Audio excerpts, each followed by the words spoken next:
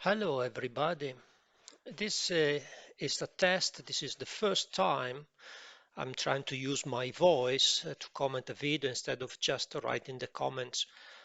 So apologize, please, if it's not perfect and also my accent is quite bizarre. What I would like to look at today is probably the book of the year, if you ask me, for 2023, and it was the Nordic Forces book. So it's a brilliant book. I love it. There are so many positive things about it. And I've been living 3 years in Sweden. I've been living 20 years in Denmark. So this is pretty much my book. And for those reasons, today I will focus on the Swedish and Danish armies. So we start with the Swedes. It's a very iconic army. You have the S tank, you have the Viggen, you have the Bandkanon. So you have so many cool things. If you follow the rule of cool, you must have the Swedes. If you want to be competitive, that's another story. But let's have a look at what you can get. So I will like to have a quick look at the S tank company and the armored rifle company. It's probably the most, I would say, the most common ones. Um, looking around what the players write online, there are so many plain centurions. There might be reasons, but let's have a look at these two first. So the S tank and the armored rifle company. So the S tank, uh, as you might know, you have of course the HQ, you have the S tanks, and you can get rifle platoons and reconnaissance platoon in the formation. That is pretty good. It's pretty standard. If we look at the S tank, so there are a few positive things and a few negative things. So the first one is the ambush tank, which is great if you are defending. If you are attacking, well, that might be good, it might not. So that's a good thing. Then it's the slat armor, which is all the amenities hanging around the S tank, which is also a good thing because it increases the survivability of this tank. And then the gun is long, is very long. It might be equivalent to a Leopard 1 tank, but because of the construction of the tank is actually it's a better range, and in the game is 48 inches, so 120 centimeters, which is great.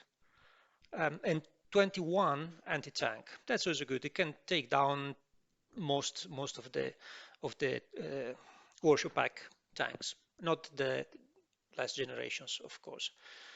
Um, there are a few negative things, which is the moving rate of fire, which is 1. So the mobility is not the big thing for the S tank. It's overworked. The reasons they mention are a little bit bizarre because there were only 3 people in the tank and this and that. So, well, it seems that it was as good as an M60, but never mind. So we have to accept that. Um, so many positive things, a few negative things if you are on the move. So if you are defending, that's perfect. Again, mobility is not top notch. You see 4 plus to cross.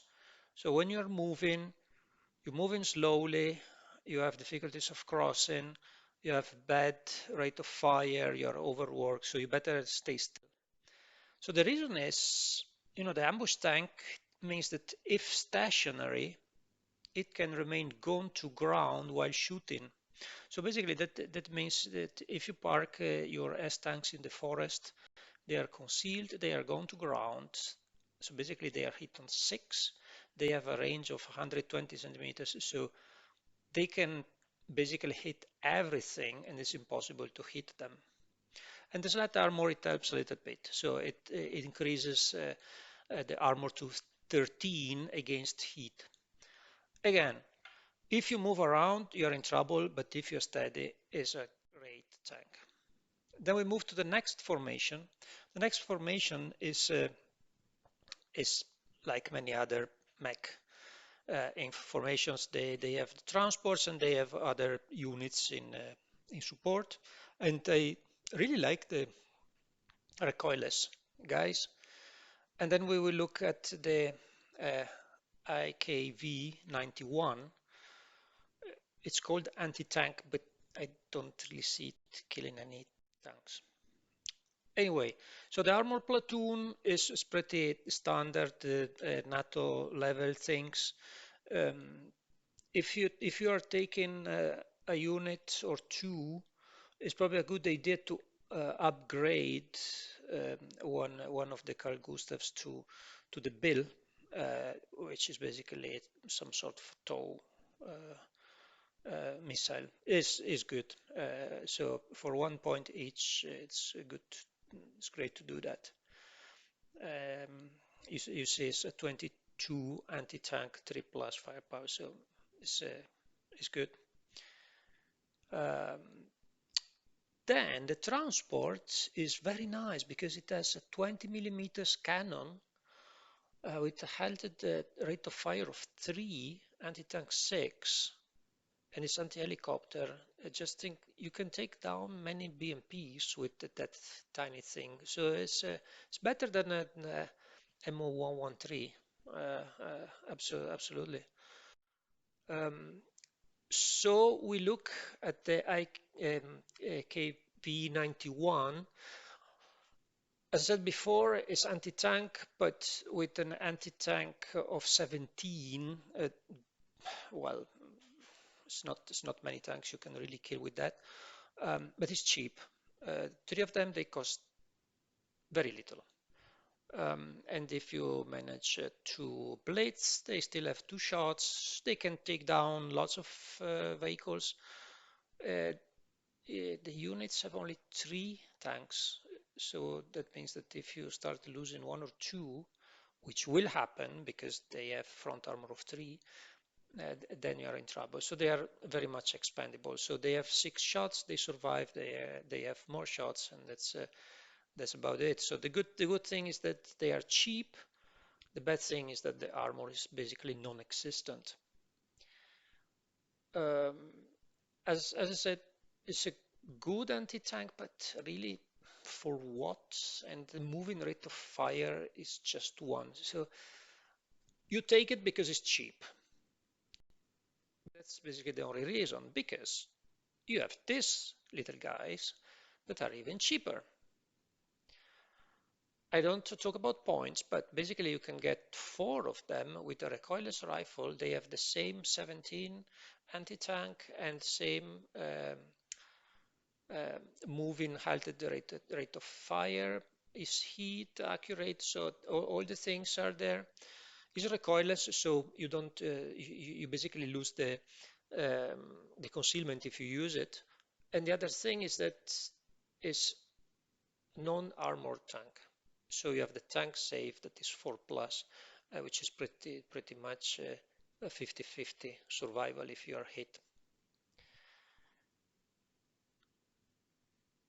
And it's scout. So if you are going to ground, concealed, yeah, you know the usual scout rules. So basically you are hit on 6s, but again, if you fire, then you lose your concealment. For support units, is probably the coolest support units you can get is the band cannon and is the vegan. Both are very iconic, and I mean the vegan is something from my childhood basically. So first the band cannon. What is good about this is well, it's good range, and it has the auto loader. Basically, it diminishes of one to hit the enemy. So if you are playing against Soviets, they are basically hit on 2 plus, which is amazing. And with firepower of 2 plus, you're gonna kill lots of infantry. Only problem is that you can take only 1 unit of band cannon, and that limits a little bit the Swedish possibilities. Then we have the Viggen, which is fantastic. It has all the drawbacks of the airplanes. They might not come in. When they do, especially with the Maverick missile, they just they just can kill units and units of warship tanks. It's fantastic. When they come in, if they come in, it's just great. And it's so iconic, so a beautiful model. I just love them. I really do. Now, since I live in Scandinavia, I had the opportunity to chat online and in person with Swedes and Danes. And we love the book, but there are some things we could have added. We see some things differently than what is written in the book. So, for example, personally, I'm not a big fan of allied units. I like allied formations because they make sense, but I don't like allied units. It seems, a shortcut to give some extra flavor, extra boost to an army. So, for example, the Swedes, they don't have a really powerful tank. Okay, so we give them a T-72 from Finland. Oh, you don't have enough artillery. Okay, so we give a Carnation. Well, I would have preferred other options that are possible. So, for example, the mortars.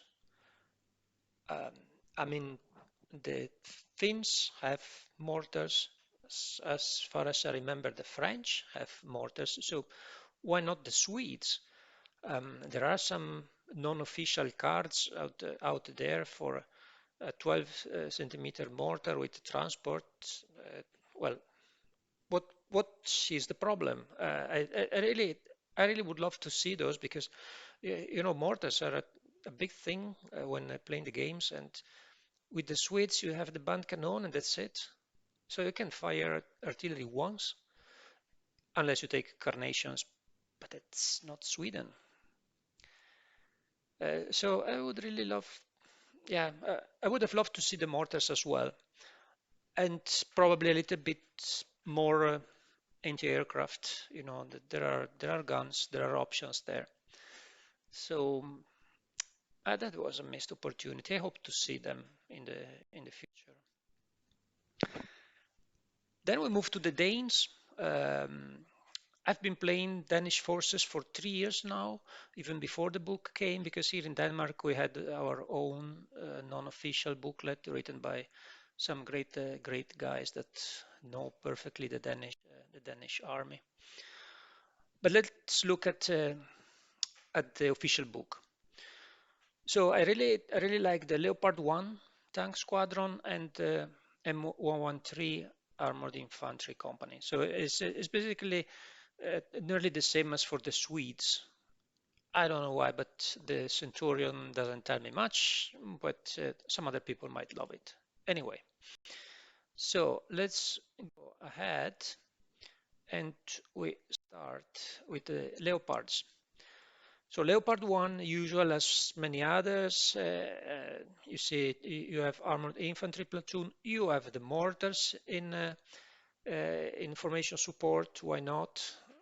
Together with the M109. So basically, we have lots of artillery for the Danes, and that is pretty good. I love that. So now, talking with the other Danes also online, there is a thing we don't really understand. So first thing is, as far as I know, thermal imaging is not really something we have seen on Danish Leopards. I might have understood wrongly, but I'm not sure it was an option. So those 10 points for 3 Leopard 1s seem to be a little bit too much if compared with some others. That is really a big question mark for me.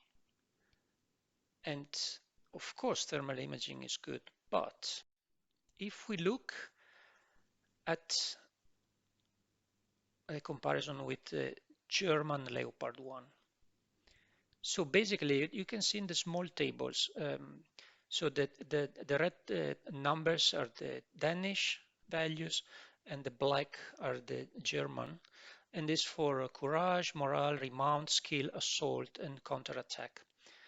So the green fields mean that the German is better. So the German has better morale and better skill.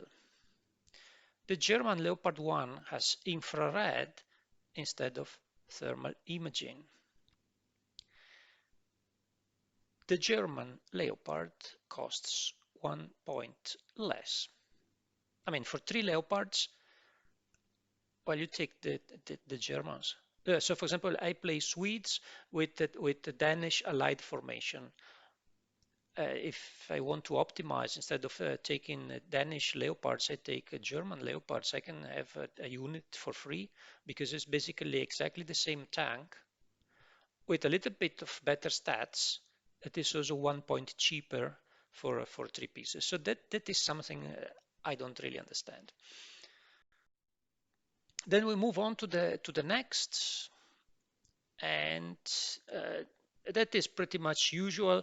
Is at M113 NATO style infantry, and then is the TOWs and the mortars. That is nothing strange here. Is exactly the same as many others. Probably they don't have a fantastic skill. I don't know why, because I mean Danes are pretty good. I mean they are comparable with, yeah, everybody else in Europe. Um, so that's a little bit strange. And also rally, I mean, I don't know. It seems a little bit, eh, getting a little bit too harsh on the Danish guys. Same for yeah, well, the entire Danish army's skill rebound is the same, and also for the mortars is exactly the same thing. Those are pretty cool units, and they are similar to all the others. Um, so for the support, we take a look at the Red Eye Air Defense Group, which is the anti-aircraft option given to the Danes. So the same as for the Swedes, in Scandinavia, it seems that nobody cared about anti-aircraft weapons, or I don't know, or maybe there was something that was forgotten. But anyway, this is the Red Eye is similar to the German. This big base, and they have 3 shots per base. And if you take 4 of them with 2 M113s, you actually have a good battery. I used them in a tournament, and they took down 4 MiGs, so that was pretty good. And then same for the Danes, probably even more critical than for the Swedes. There was this book, Baltic Approaches, is a non-official book. There is full of lots of information in this book. I really love it. And here in Denmark, we used it before the official one came out. And there are some units I miss, and I would love to see them added to the official ones. So, for example, we go back to what we said also for the Swedes. You can take allied units, and it seems that they will fill the holes. So the Danes, they only have a Red Eye as an anti-aircraft asset. so they can get Gepards um, and Rolands or Rolands from Germany. You need big tanks. You take a Leopard 2. But by the way, why would you take a Leopard 1 from Germany if you have a Leopard 1 from Denmark? Unless because they are cheap. But I mean, it's sort of I was talking to writing with a friend online and making a Danish list, and the end of the day was about choosing the best German unit to have in reserve. That is a little bit, that's not me. So I tried, if I have to make 100 points, I make 100 points of Danes, or I take an allied formation.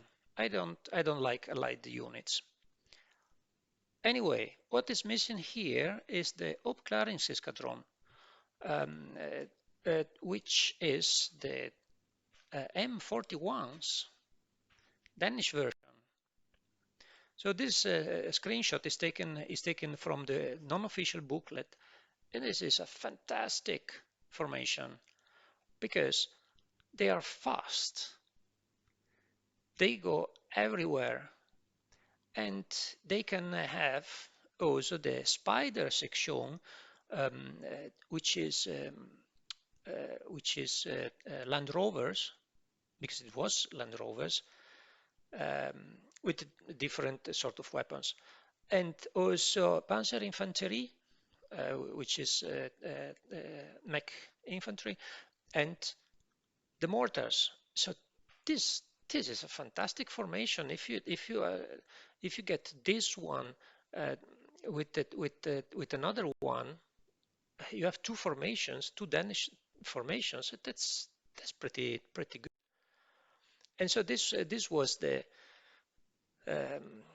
non-official stats for the Danish updated M41, and it was units of 2 because it's scouts. It's just 4 points. It has an okay anti-tank gun. It's not fantastic, but it has a scout, it has a spearhead. I really wanted to see this unit, and I miss it. And I have them. It's a printed stuff, but I have them. And if I have to play with a friend, a non-official game, I might use them because it's fun. As I said, I'm not a big fan of allied units. I like allied formations. In the Danish case, if if you start removing the allied units, man, it's big. So I'm really sorry for this screenshot. It's a little bit low resolution, but what about the F-16s? What about the TOW mounted on Land Rovers? I mean, everybody has them, and I believe BF even has the models for the Anzacs. So that was a no-brainer. And this Scout is it's a few anti-tank weapons that you can have for cheap, and it would help the Danes a lot. Also remaining thematic. These are my ones. It's a mix of different manufacturers, and I love them. And then, of course, there is the F-16, but it is pretty much a simple thing. You take it, you buy your own F-16s, and then you use the German Tornado stats, and that's about it. But it would have been fun to have them. There are plenty out there, so you can find a workaround yourself. So that was it for the Swedes and the Danes. It was a very quick overview, and again, I love the book. I was really, really wanted by everybody because finally the Nordic countries got the official Team Yankee version. I looked at the Norwegians, they are pretty much like the Danes, and I love the Finns. Basically, it's Soviets hit on force, but with the they have and all the mortars and all the fancy units, they are also a big temptation. Um, and then there is this thing, when there is a product you like, you also think about, yeah, but it could have been better. So if in the future there will come a new version, an update, I hope they will slot in the units that should be there um, because they were there. Um, so yeah, I really hope that the mortars for the Swedes and the Uppklarings Escadron for the Danes will come in because they existed, they were there. There is no need of getting fantasy units or anything crazy. They were there. They could help a little bit, making the forces a little bit more playable, a little bit more fun to play. Um, and then one thing that I tried a couple of times, and I can tell you is very fun to play a combined Swedish-Danish army, especially if you make it thematic. You are in southern Sweden or in Denmark, and then the two countries are helping each other, and you have Soviets and Poles invading. So I had a couple of games like that, and this is really fun. So that was it for today. I hope you enjoyed and take care out there. And thanks for listening.